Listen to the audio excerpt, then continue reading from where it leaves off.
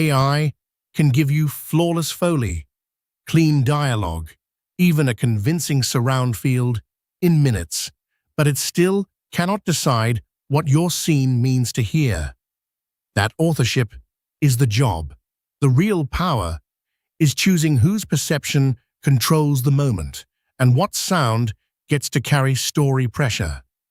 Start with one decision that changes everything. Pick the listening position. Is the sound objective, like anyone in the room would hear it? Is it subjective, filtered through one character's body and mind?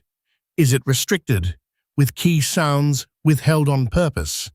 Or is it heightened, with selected details exaggerated beyond realism? Make that call before you touch a plugin or type a prompt. Once you choose the listening position, build an audio hierarchy.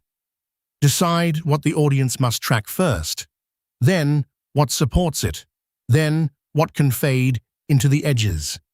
The mistake is letting every layer compete, because cinematic sound often means everything is big and nothing is pointed.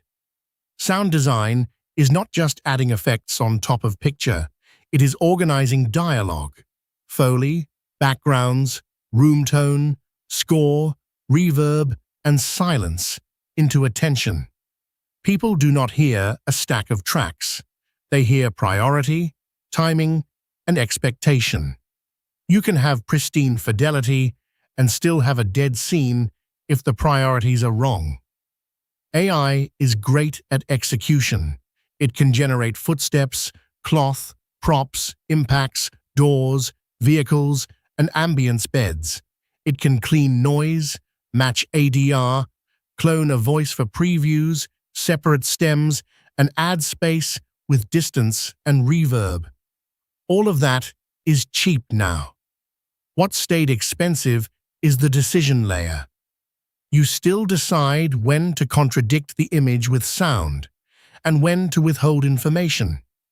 You decide when sound comes from off-screen to expand the world, create dread, or mislead the viewer. You decide the exact entrance, the exact exit, and the exact moment of silence.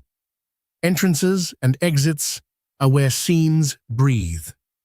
Let a sound arrive before its image, and you pull the audience forward. Let a sound continue after the cut, and it leaves emotional residue. Sometimes the most violent edit is not visual. It is a hard audio cut that kills the room tone, drops the music, or removes someone's breath. Silence is not empty. Use near silence as a tool. Strip the track down to cloth movement, a faint hum, a tinnitus tone, a distant mechanical pulse. When you do that, the next impact grows larger without getting louder. That separation matters. Loudness is not intensity.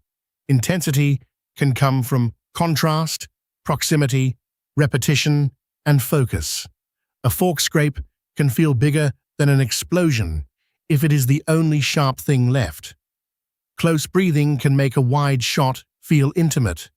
Muffled dialogue and heavy environment can make a close-up feel numb, distant, or watched. Off-screen sound is also coverage. It can replace an insert when the source is obvious, like a gun cocking or a door unlocking. It can replace an establishing shot when the environment is legible, like subway brakes, hospital monitors, club bass, or prison gates. For indie work and for AI-generated visuals, that is a superpower. The unseen is often more controllable than the rendered. If you want proof that sound can author a scene, look at how classic films use it. In Apocalypse Now, helicopter blades, jungle air, a ceiling fan, and the end collapse into one subjective field. The room becomes Vietnam before the story explains anything. In the conversation, the same phrase repeats and changes meaning as the character cleans it and mishears it. The plot is shifting intelligibility. Eraserhead turns domestic space into a pressure system, where hums and drones tell you the world is sick. No Country for Old Men often withholds score and lets boots, locks, air conditioning, and room tone do the work. So every small sound becomes a clue. The zone of interest uses off-screen sound as a moral frame, forcing ordinary images to live under machinery, trains, and distant violence. The unseen space controls the meaning of the seen space. Music videos have their own version of authorship. The track is the spine, but sound design can frame it as performance, memory, surveillance, comedy, or horror. A match strike before the first beat can become a hook. A dry footstep before a dance drop can change the body feel. A little hiss, talkback, siren, or backstage chatter can place the artist inside a world without changing the song. One practical habit ties this together. Quality check your scene with the screen off. If the geography, pressure, rhythm, and point of view still read, you authored it.